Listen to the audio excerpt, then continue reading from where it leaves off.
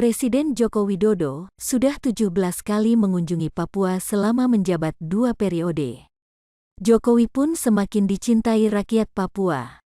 Tokoh adat Tabi, Herman Yoku mengapresiasi perhatian Jokowi terhadap Papua pada Sabtu, tanggal 8 Juli tahun 2023. Herman juga meminta seluruh masyarakat Papua agar mendukung pembangunan yang digagas Jokowi. Tak hanya itu, kata Herman, kedatangan Jokowi terakhir ini adalah sebuah momentum yang penting. Menurutnya, kunjungan tersebut merupakan wujud dari cita-cita Presiden untuk pembangunan Papua.